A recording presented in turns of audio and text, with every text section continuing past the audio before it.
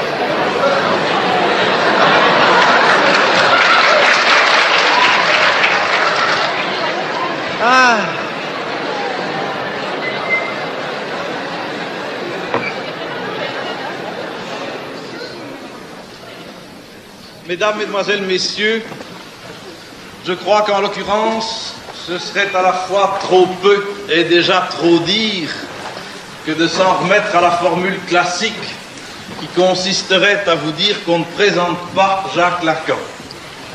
On le présente d'autant moins en l'occurrence que, comme vous avez pu voir, il a choisi, selon son style, tout à fait justement, comme on l'a vu sur les affiches, de parler sans déterminer d'avance, c'est-à-dire sans limiter d'avance son sujet et la manière, soit monologuante, soit dialogante, qu'il allait utiliser pour le traiter.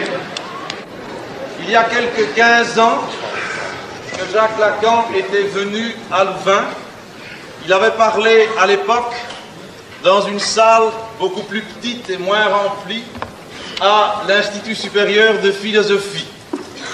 Qu'il parle aujourd'hui dans cette salle devant ce public, eh bien cela suffit à montrer, d'une part, que chacun sait la place définitive qu'il a occupée, qu'il occupe toujours dans le mouvement analytique, dans le discours analytique, et cette place consistant justement à donner à ce discours analytique actuel et de toujours son sens, cela suffit aussi, cher monsieur, à attester combien l'auditoire louvaniste était désireux de vous entendre.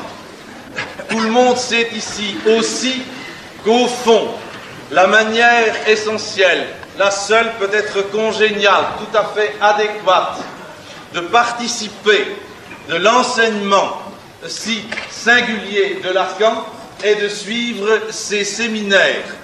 Bien au-delà de ses écrits, ces séminaires qui sont, comme il le rappelait encore à quelques-uns d'entre vous tout à l'heure, dans un tout autre style, dans un style beaucoup plus direct et plus propre à susciter et à mettre en place la chose elle-même dont il parle.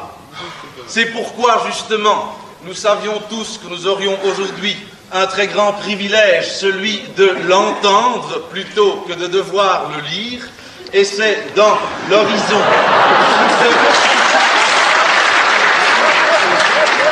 cette constatation applaudie comme vous l'entendez, que je vous demande de prendre la parole. Parce qu'on a eu la bonté de me présenter, je vais entrer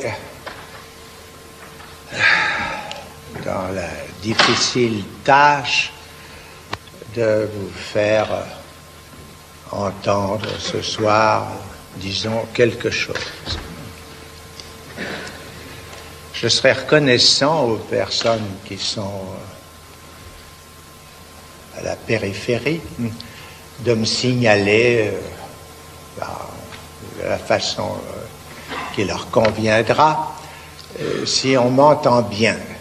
Comme je n'aime pas énormément cette sorte d'ustensile, je l'ai mis sous ma cravate, mais si par hasard ça fait un obstacle, ayez la gentillesse de me le dire.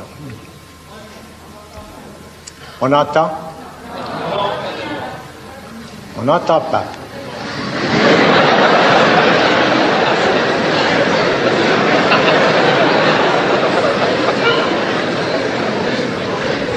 Et comme ça, entend-on.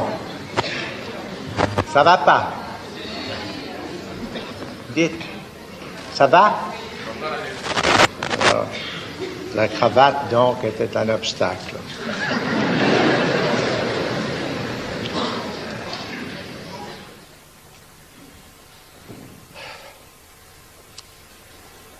J'ai pris comme ça quelques notes sur un petit papier, parce que j'ai terminé avec les 25 ou 30 personnes qui ont eu la gentillesse de répondre à l'invitation de mes hôtes. J'étais tellement content, parce que ça m'arrive jamais, enfin, qu'on m'extrait 25 personnes avant pour que j'ai une idée d'à qui je vais parler. J'étais tellement content que je suis resté avec eux jusqu'à 6h30, alors que j'étais là depuis 4 heures.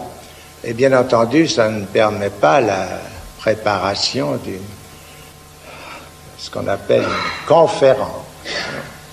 J'ai jamais eu la moindre intention de vous faire une conférence, mais j'ai jamais la moindre intention de faire une conférence, mais j'ai un enseignement. J'ai fait ça pendant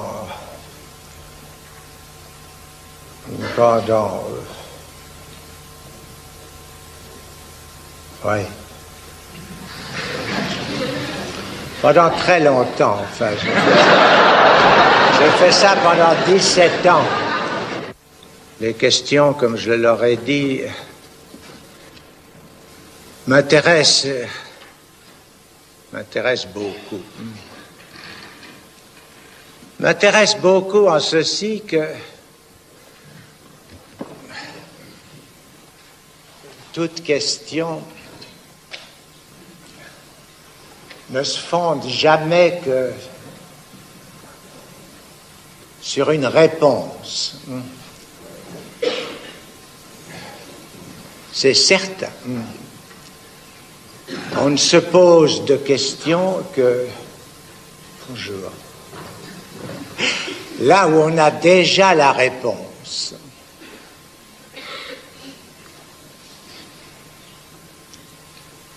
Ce qui a l'air de limiter beaucoup la portée des questions. Néanmoins, c'était pour moi une occasion de mesurer ce qui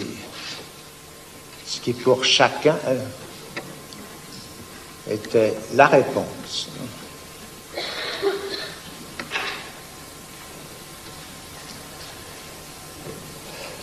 Évidemment, les réponses diffèrent pour chacun.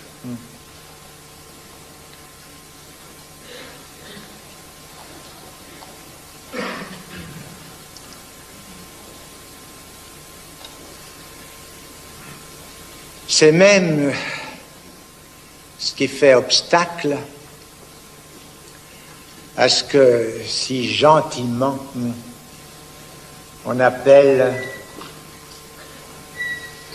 la communication. Enfin, je vois que j'ai un auditoire. La communication, voilà des gens sympathiques. La communication, ça fait rire. Eh bien, c'est pour moi un très vif encouragement. Enfin, Si vous en êtes déjà là,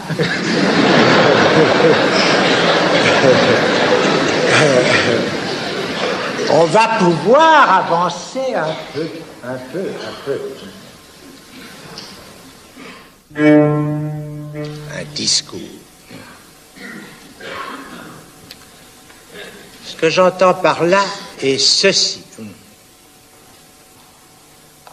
Un discours,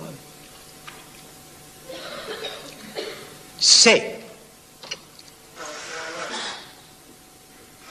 cette sorte de lien social qui, chez ce que nous appellerons un commun accord, si vous voulez bien, l'être parlant, ce qui est un pléonasme, n'est-ce pas? C'est comme parce qu'il est parlant, qu'il est être, puisqu'il n'y a d'être que dans le langage.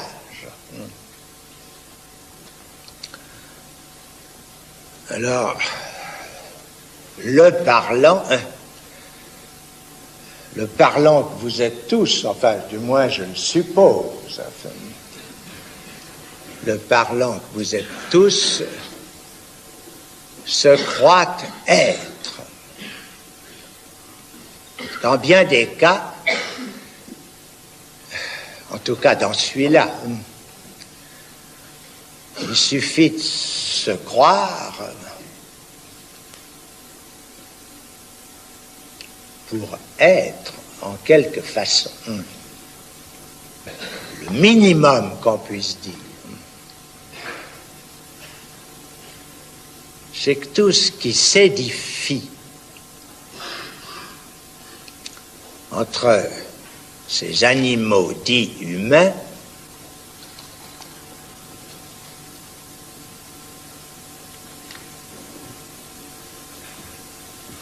est construit, fabriqué, fondé sur le langage.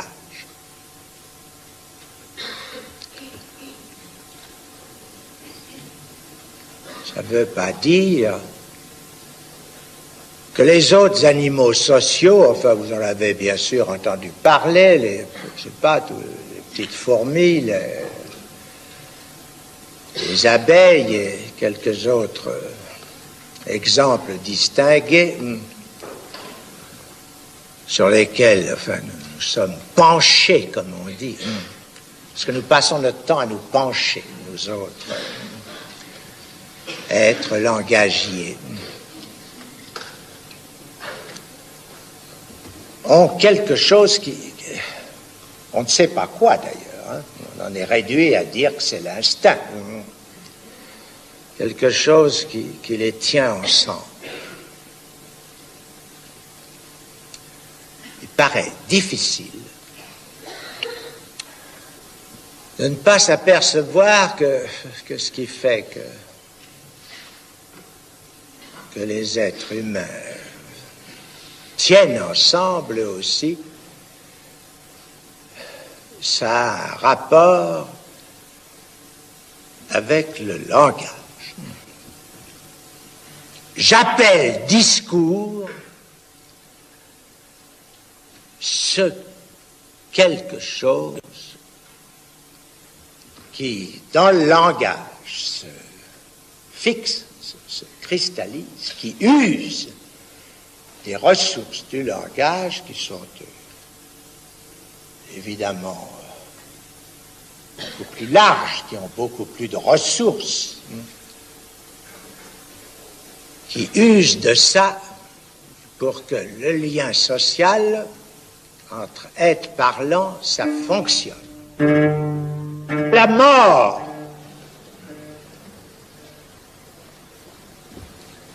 est du domaine de la foi. Vous avez bien raison de croire que vous allez mourir, bien sûr.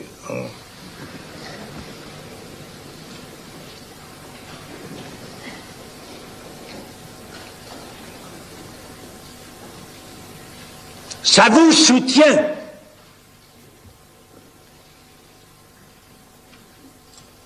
Si vous n'y croyez pas,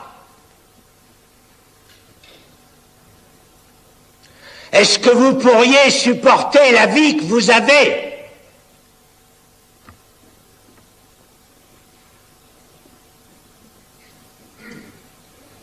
Si on n'était pas solidement appuyé sur cette certitude que ça finira,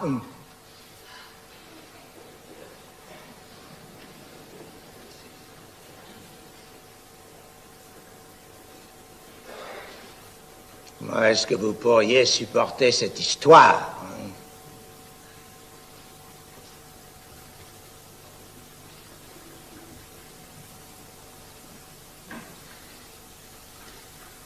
Néanmoins, ce n'est qu'un acte de foi.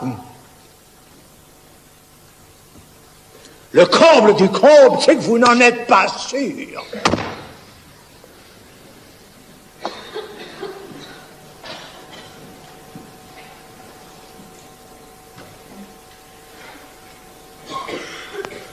Pourquoi est-ce qu'il n'y en aurait pas un ou une qui vivrait jusqu'à 150 ans? Mais enfin, quand même, c'est là que la foi reprend sa force. Et alors, au milieu de ça, vous savez, ce que je vous dis là, moi, c'est parce que j'ai vu ça, hein. Il y a une de mes patientes, il y a très longtemps, de sorte qu'elle n'en entendra plus parler. Hein. Sans ça, je raconterai pas son histoire. Elle a rêvé un jour comme ça que l'existence rejaillirait toujours d'elle-même. Le rêve pascalien, une infinité de vies, enfin, se succédant à elle-même, sans fin possible. Elle s'est réveillée presque folle.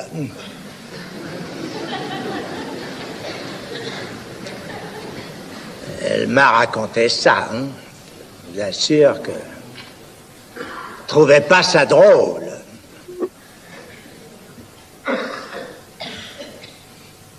Seulement voilà.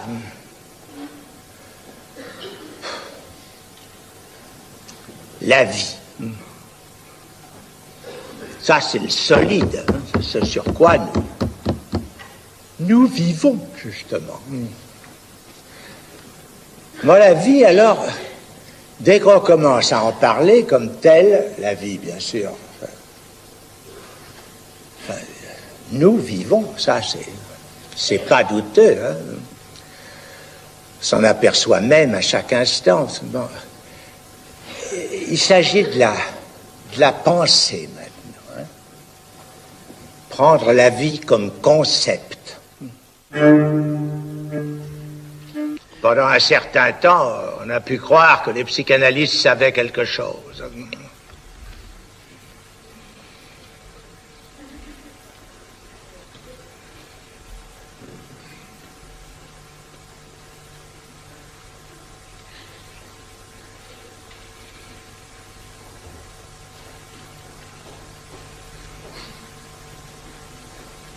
Mais ça n'est plus très répandu.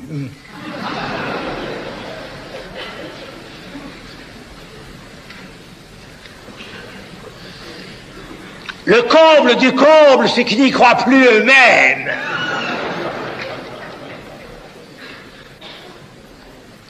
En quoi ils ont tort?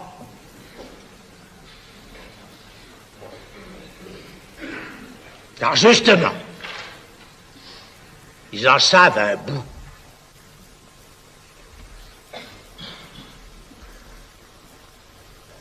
Je moque exactement comme pour l'inconscient, dont c'est la véritable définition. Ils ne savent pas qu'ils le savent.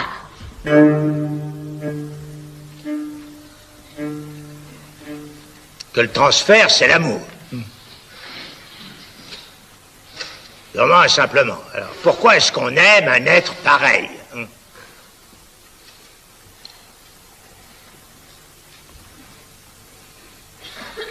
Je laisse pour l'instant la question en suspens. J'en ai donné une formule, et c'est à propos du transfert que j'ai parlé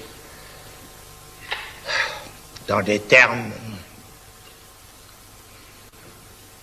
qui sont pleins de pièges. Comme d'habitude. Comme dans tout ce que je dis, bien sûr.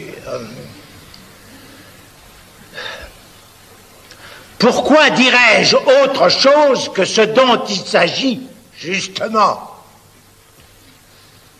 dans ce qu'il en est de l'inconscient?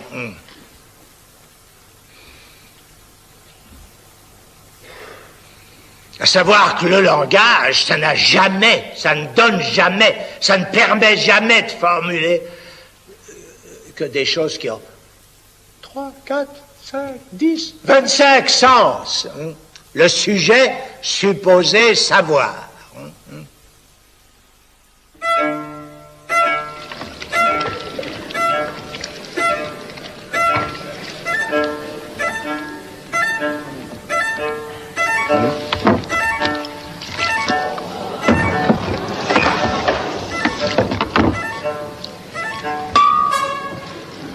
Moi, j'aimerais dormir. Oh, oui. Vous allez me brutaliser, mais je m'exprime à ma façon, comme ce monsieur. Est-ce que vous me comprenez? Oui, je comprends.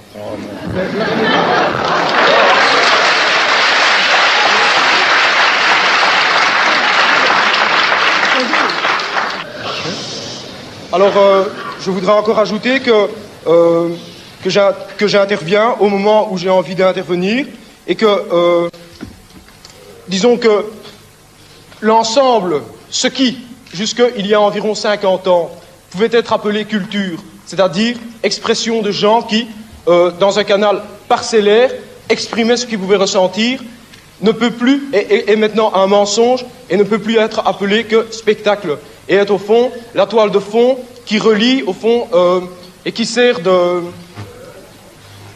liaison entre toutes les activités personnelles aliénées. Au fond, si maintenant les gens qui sont ici se rassemblent à partir d'eux-mêmes et authentiquement veulent communiquer, ça sera sur des toutes autres bases et avec une toute autre perspective. Il est évident que ce n'est pas une chose qu'il faut attendre des étudiants qui sont par définition ceux qui, d'un côté, s'apprêtent à devenir les cadres donc, du système avec toutes leurs justifications et qui sont précisément le public qui, avec sa mauvaise conscience, va se repaître précisément des résidus des avant-gardes et du spectacle en décomposition. C'est pour ça que je choisis précisément ce moment pour venir m'amuser, quoi. Parce que si je vois, par exemple, des types qui s'expriment authentiquement quelque part, je ne vais pas précisément venir les ennuyer, mais je choisis spécialement ce moment-ci, quoi. Ouais. Bon. Ouais. Je voulais pas que j'essaye d'expliquer la suite un peu. Quelle suite? Par rapport à ce que je viens... J'aimerais bien que vous me répondiez, par exemple. Oui, bien sûr, mais je vais vous répondre. Mettez-vous là, vous allez... Je vais vous répondre. Je vais vous répondre. Mettez-vous là, tranquille, là où vous étiez. Hein? Peut-être que j'ai quelque chose à vous répondre. Pourquoi pas? Hein? Vous voulez jouer aussi? Oui, c'est ça. Une très bonne idée. Bon. Alors, j'en étais, mon Dieu, au langage. J'en étais au langage. Si vous vous êtes, enfin, là, comme ça, exprimé, hein, devant ce public, qui en effet, est tout prêt à entendre, n'est-ce pas, ces déclarations insurrectionnelles. Mais qu'est-ce que vous voulez faire? Où je veux en venir? Oui, voilà. Oui. C'est la question, au fond, que les parents, les curés, les idéologues, les bureaucrates et les flics posent régulièrement aux gens comme moi, hein, oui. qui se multiplient, quoi. Hein. Oui. Je peux vous répondre, je vais faire une chose, c'est la révolution. Oui. Vous voyez? Il est clair que écoutez. Au moment où nous en sommes pour le moment, une de nos cibles préférées seront ces moments précis où des gens comme vous sont en train de venir, au fond, apporter à tous ces gens qui sont là la justification de leur misère quotidienne. Au fond, hein, c'est ça que vous faites, vous, hein? Ah, pas du tout. Ouais.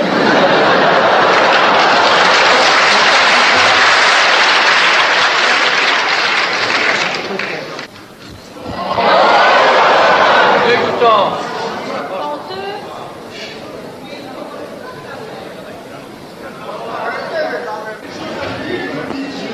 S'il veut me lancer de la merde à la gueule, il le fait. Je n'ai pas besoin de pour me défendre.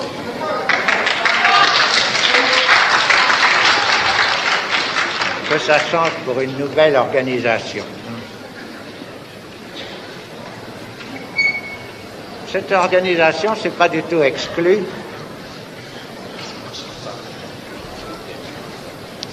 C'est pas du tout exclu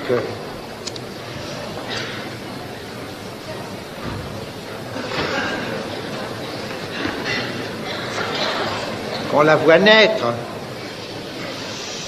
Ah, on la voit sous forme de régime qui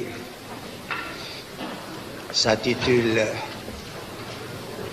eux-mêmes, mon Dieu, pour ce qui est leur aspiration en effet suprême, n'est-ce pas? C'est la totalité, enfin, c'est comme il vous disait à l'instant, enfin, n'est-ce pas, qu'on y soit tous. Qu'on se serre encore un petit peu plus les coudes, enfin, pour être ceux qui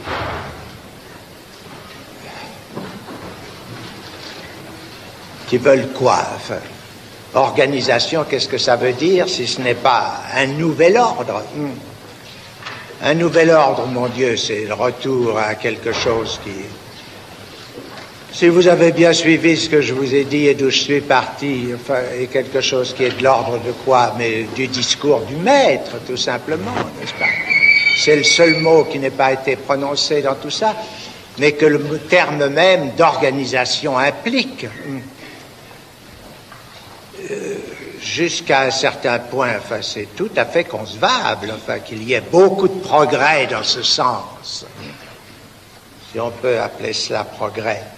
Je veux dire que ce que nous révèle, enfin, l'approche de ce qui se passe, n'est-ce pas, de ce qui se passe quand même dans un certain nombre de sujets, c'est-à-dire de quelque chose d'éminemment précieux qu'il a évoqué tout à l'heure, sous le terme de volonté et de volonté subjective. Cette volonté subjective, si nous la voyons, enfin, d'une façon, enfin, vraiment permanente, ne pouvoir se manifester que de sa propre division, c'est assurément fait pour nous suggérer quelque chose. C'est à savoir que c'est pas quand même l'image du tous, de l'harmonie totale, enfin réalisée. C'est un appel que vous avez entendu, que je connais bien, qui est touchant, enfin, ça aboutit enfin à quelques inconvénients comme ça sur ma cravate. Oui. C'est l'amour. C'est l'amour qui vous prêche. Si on était tous comme ça, tous ensemble, à s'aimer, enfin, mon Dieu, enfin, c'est la Jérusalem céleste, n'est-ce pas, qui vient vous annoncer. Enfin, ça s'est vu, enfin, quelquefois au cours de l'histoire et jamais dans des moments indifférents. C'est bien justement parce que quelque chose se manifeste qui n'est tout de même strictement inséré, enfin, dans l'ordre du discours. C'est parce qu'il y a eu un discours qui est en train de proliférer, enfin, qui engendre d'innombrables petits qui vous deviennent à tous et à chacun, à moi aussi, enfin, terriblement incommode, à savoir le discours scientifique qui de plus en plus, enfin, est là, enfin, imminent, menaçant par par sa présence, n'est-ce pas? Par l'idée que tout ça va se régler, enfin, en termes de mécanique, de balistique, d'équilibre, de courant, et puis plus on en saura, mieux ça vaudra, et bientôt, enfin, nous saurons comment produire, enfin, tel ou tel type d'individu qui lui saura marcher avec tous, n'est-ce pas? Ce que l'expérience nous montre, c'est évidemment tout autre chose. Ce que l'expérience nous montre, c'est que cet un langage dont j'ai parlé et qui est ce dans quoi vous avez tous cru et grandi, que vous avez reçu chacun, disons le mot, dans votre famille, n'est-ce pas, n'est pas là quelque chose qui vous a été transmis sans vous véhiculer en même temps toute une réalité frémissante et vacillante, enfin, qui est faite du désir de vos parents. C'est pour autant que dans la formation de chacun, cette incidence par la mère, enfin par la langue maternelle, enfin par ce quelque chose qui est à la fois au principe que c'est vers là que se tourne l'amour, que c'est vers cette espèce de frémissant appel, enfin, à l'union dans quelque chose de très évidemment, en effet, comme il l'a dit, aliénant. Enfin, ce qu'il y a d'absolument incroyable, c'est que c'est qu'il s'imagine que c'est en frappant avec ses poings la voûte du ciel que cette aliénation qui est justement ceci, qui fait que, après tout ce qu'il vous disait, c'était quelque chose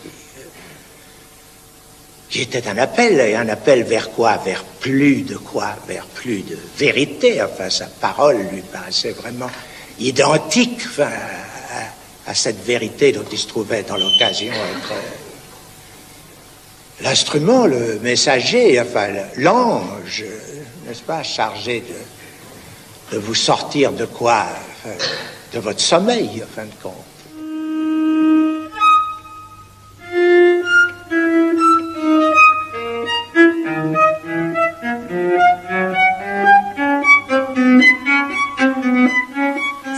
À Jacques Lacan ce qu'est la psychanalyse, c'est parce que nous croyons qu'il est une des plus prestigieuses figures de la psychanalyse contemporaine.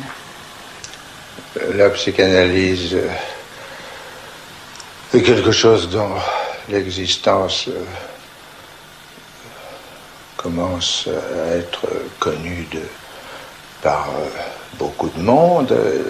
L'expérience analytique, ce n'est certes pas moi qui l'ai inventée. C'est quelque chose qui s'est constitué selon ses voies n'ont peut-être pas toujours été les plus conformes à aller droit à leur but. Néanmoins, il y a quelque sorte de formes dans lesquelles elle s'est instituée, et ces formes, quoique très évidemment d'artifice, ce qui est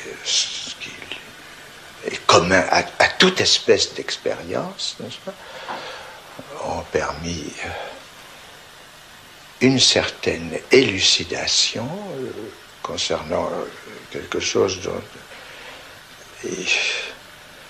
il ne suffit pas de dire, n'est-ce pas, qu'il s'agisse de troubles, qu'il s'agisse de malaise, de quelque chose qui soit hautement significatif. C'est évidemment ce qui résulte de l'expérience analytique elle-même.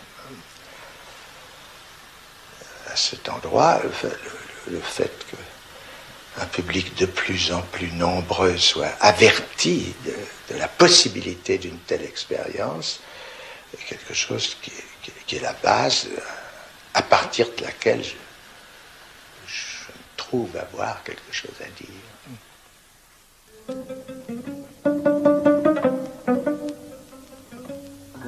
Jacques Lacan a mené un itinéraire indépendant et original. Au départ, il est psychiatre, mais sa thèse, publiée en 1932, de la psychose paranoïaque dans ses rapports avec la personnalité, débouche sur la psychanalyse. Le délire révèle aussi l'inconscient, comme la névrose. Très rapidement, il enseigne chez lui et parle à ceux qui veulent l'écouter. Ils viennent de plus en plus nombreux. Son analyse de la paranoïa enchante les surréalistes, Dali s'enthousiasme, les psychiatres et psychanalystes aussi. Bientôt, le salon devient trop exigu pour accueillir ceux que cette parole, bouleversant les concepts ronronnants, fascine. Je me trouve avoir insisté sur ce qui est évident, non seulement à la première inspection, mais à la seconde et à toutes les inspections possibles jusqu'à la dernière. C'est que l'analyse est une pratique de langage. La découverte de l'inconscient par Freud, il suffit d'ouvrir un de ses 3 premiers livres, les livres fondamentaux concernant justement la découverte de l'inconscient. Il n'y a pas d'autre appréhension de l'inconscient dans Freud qu'une appréhension langagière. Et c'est d'ailleurs en quoi l'expérience analytique le confirme, c'est que rien n'y passe que par la parole, celle de celui que j'appelle l'analysant ou celle de l'analyste. Il serait quand même extravagant que par rapport à ce fait pratique, on cherche un alibi dans je ne sais quelle construction accessoire. Comment définissez-vous l'inconscient? J'ai défini l'inconscient, c'est devenu un petit bateau. J'ai défini l'inconscient comme étant structuré comme un langage. C'est évidemment pas ici que je m'en vais mettre à en faire le commentaire. Il est certain que c'est à partir de là que commencent les questions. Enfin, comment le fait que ces sortes d'êtres qui ce langage l'habitent, comment est-ce que ça se fait que ce serait à m'en croire, n'est-ce pas, par le véhicule du langage qu'il se trouverait dans tout ce que découvre l'analyse à l'intérieur de ce fait. Comment se fait-il que lui sont transmises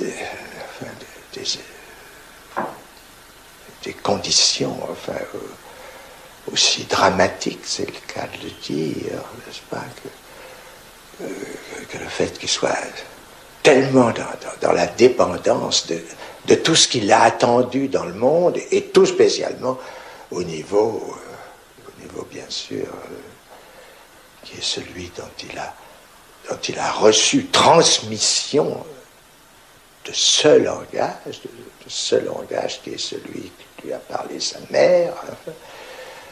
Comment, à travers ça, quelque chose d'aussi prégnant, je peux dire, dominant, n'est-ce pas, que le désir dont il est en somme le résultat, la conséquence, comment sa destinée entière peut-elle être marquée par cela? C'est évidemment là que commence l'exploration, mais le mode d'alibi, plus ou moins prétentieux, désigné sous le terme d'affect, alors que à quelle occasion on n'a jamais pu se produire les 10 affects, ce n'est à l'occasion de déclarations plus ou moins opportunes. C'est là que commence l'expérience analytique, mais ne pas lui donner comme prémisse que c'est bien au niveau du langage. Quel problème? paraissait d'autant plus difficile de l'éviter qu'il ne s'agit pas là du tout d'une question théorique, mais d'une question qui emporte tout l'efficace de la pratique analytique. L'hôpital Sainte-Anne à Paris. La folie s'y trouvait enfermée. Le docteur Lacan s'intéresse à son discours. L'aliéné nous conduit là où on commence à prendre les choses au sérieux.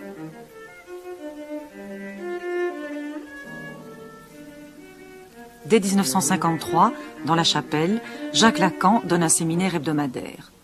Ensuite, après Benjamin Hall, c'est dans le pavillon Maignan. Lors de chaque séance, il présente des malades à son auditoire et fait entendre le discours du délire et de son signifiant. Il ne s'agit pas de diriger le patient, mais de laisser parler en lui le désir, quel qu'il soit. C'est le retour à Freud.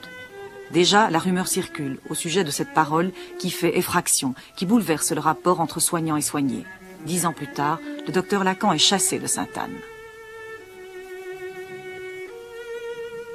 Quel est le rôle de l'analyste? Est-ce, comme vous l'avez dit hier soir, ce rôle de « je ne te le fais pas dire » ? Oui, je me suis en effet, hier soir,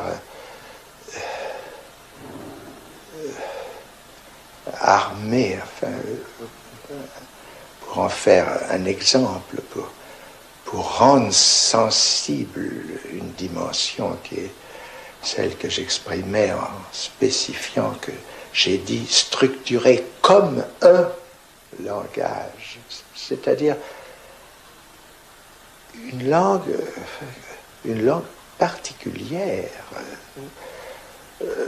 Nous ne connaissons que ça. Enfin, je voulais bien marquer la différence, l'accent, enfin, l'accent précis que cela comporte.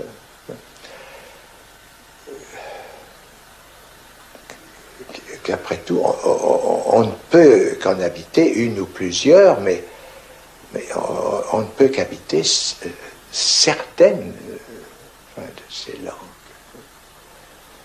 Alors, ce que vous me demandez maintenant, si je comprends bien, c'est quel est le rôle de l'analyste, m'avez-vous dit? Reprécisez bien ce que vous vouliez dire par là. Le rôle de l'analyste. Dans la relation analytique, Eh bien, est-ce que c'est de faire dire ou de ne pas faire dire? oui, c'est ça, c'est le fameux « je ne te le fais pas dire ». Je l'avançais comme exemple de ce qui, justement, spécifie un langage. On ne peut pas jouer sur l'ambiguïté que comporte l'expression « je ne te le fais pas dire », qui veut dire, qui peut vouloir dire deux choses tout à fait différentes en français. Tu l'as dit, et je me mets hors du jeu, c'est pas moi qui te l'ai fait dire par quiconque. C'était un exemple destiné à montrer la spécificité d'une langue entre les autres. Et c'était pour montrer que l'intervention, souligner que l'intervention analytique est très typiquement ce qui fera toujours usage de cet équivoque. Rue de Lille, numéro 5. Au fond de la cour, escalier de droite, premier étage, le cabinet du docteur Lacan. Combien de personnes, célèbres et inconnues, y sont entrées chaque semaine pour y être analysées? Nul ne le sait. Sur l'analyse elle-même, des bruits divers et critiques ont circulé. L'horaire flottant, la séance souvent minimale, le paiement important. Mais au dire de ceux qui l'ont vécu, cette analyse fut toujours unique.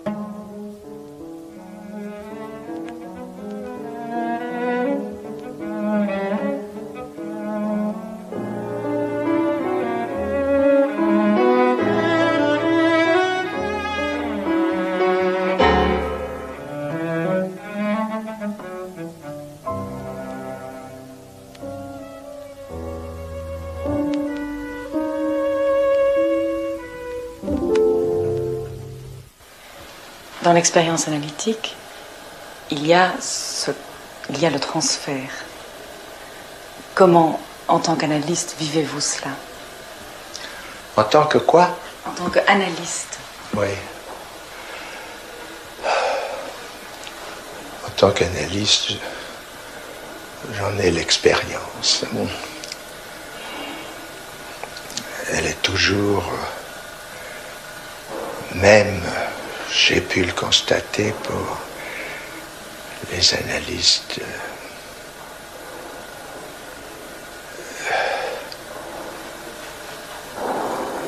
les plus chargés, justement, d'expérience.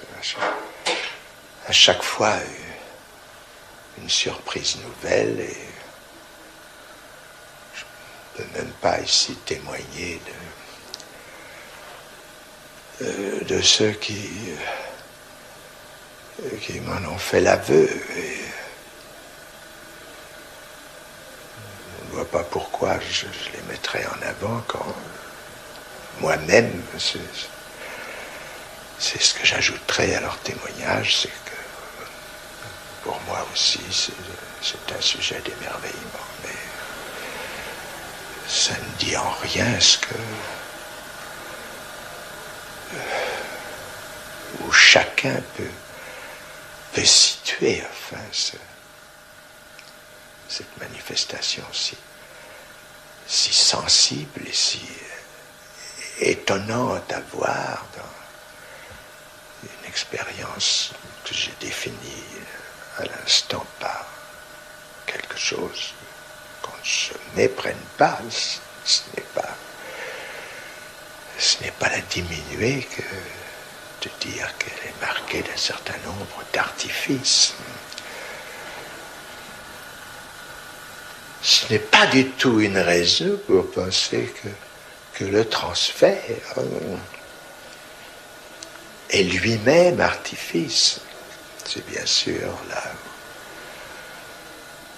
beaucoup d'analystes s'abriteront, dirais-je, parce que la vérité, la surprise n'est jamais sans provoquer aussi un effet de terreur.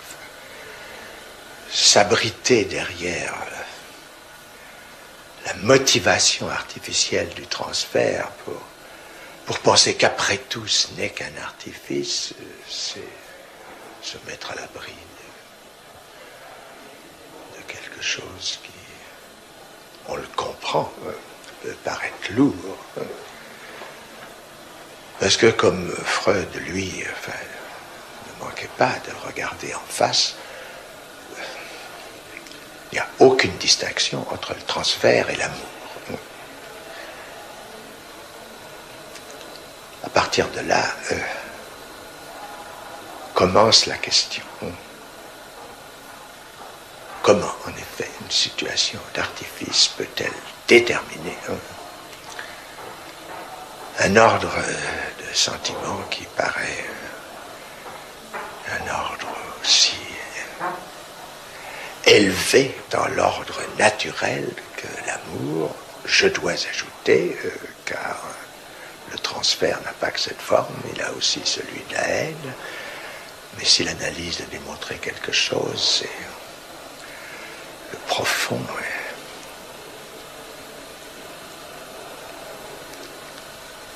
étroit accolement de l'amour et de la haine.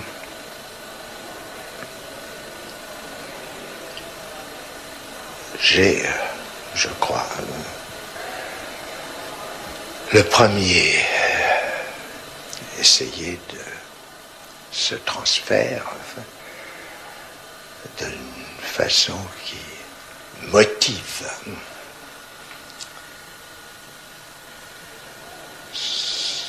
l'ordre élevé de son phénomène.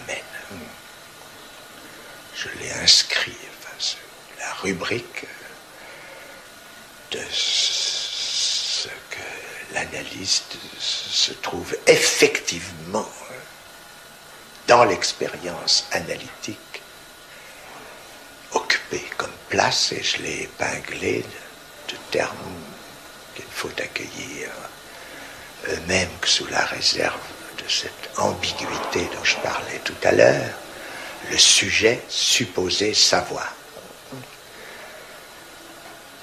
Quelle est la relation d'un sentiment tel que l'amour avec une formule de l'ordre du sujet supposé savoir? C'est assurément ce qu'il est tout à fait impossible non seulement d'expliquer, mais même seulement de faire sentir dans un aussi court entretien. C'est près du Panthéon que Jacques Lacan émigre de Sainte-Anne. L'École normale supérieure l'accueille, Althusser l'aime. La lecture que Lacan a faite de Freud le guide pour celle qu'il fait de Marx.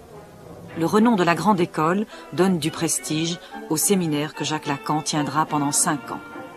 À l'École normale supérieure, l'esprit règne, Lacan y introduit le corps. L'auditoire est toujours comble. Souvent, au départ, il semblait chercher sa pensée. Il demandait qu'on lui pose une question. Le silence régnait. Puis, la parole prenait son envol. On vivait des minutes prodigieuses avec le sentiment d'avoir participé à quelque chose d'unique. En 1969, la faculté de droit héberge ce nomade qu'aucune instance universitaire ne reconnaît.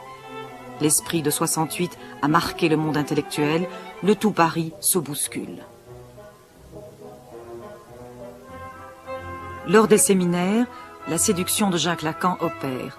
On est pour ou contre, toujours avec passion, mais aussi avec respect. Philippe Solers. Une salle où Lacan parle ressemble vite à une assemblée de dormeurs. Comme ils ont fini par se rendre compte qu'ils n'entendaient rien, ils amènent leur magnétophone. Les micros pendent aux haut-parleurs comme les béquilles. Ils espèrent que leur tympan un jour s'ouvrira. Pour plus de sûreté, les voilà penchés sur leurs notes. L'objet petit a, le grand autre, le S barré, le tort, le fil de la jouissance phallique, le signifiant maître viennent se bousculer sur les cahiers d'écoliers. Il n'y a pas de rapport sexuel. La femme n'existe pas. La femme n'est pas toute. Les formules négatives, verbalisées, répondent au schéma écrit, affirmé. Tout un art de la répétition, du piétinement, de l'effort mimé, de l'épuisement, du retour en force. Lacan, c'est de la lenteur ponctuée, du soupir, de la passion tortueuse, de l'envolée, de l'anecdote, de l'argot, de la moquerie, de l'insulte, du tonnerre intermittent, du pinaillage à n'en plus finir, de l'ennui massif, du mot d'esprit, du calembour et de la calembredaine, du sublime. L'étonnant est que ça donne comme la nervure exacte d'un gai savoir. Certains psychanalystes disent détenir la clé du normal. N'est-ce pas dangereux? Oui, enfin, c'est une opinion, enfin, à la vérité tout à fait déplacée. Enfin, aucun analyste ne devrait, je ne dis pas. 3. Alors, non, ne recommencez pas toute l'affaire. Moi, j'étais à aucun analyste. Allez, passons à moi. Allez. Aucun analyste ne peut s'autoriser, sous aucun angle, à parler du normal, de l'anormal non plus d'ailleurs.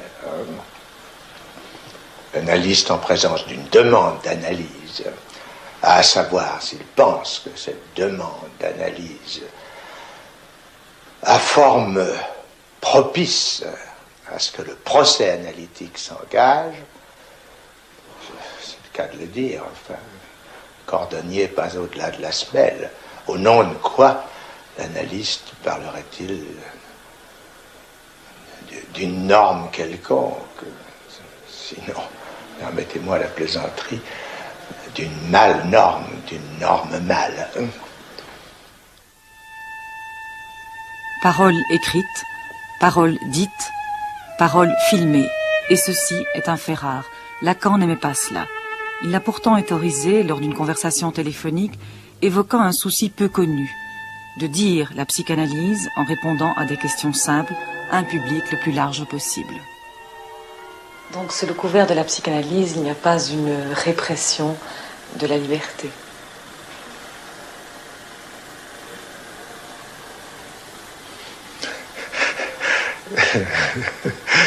Et ces termes me font rire, enfin, oui. Je ne parle jamais de la liberté.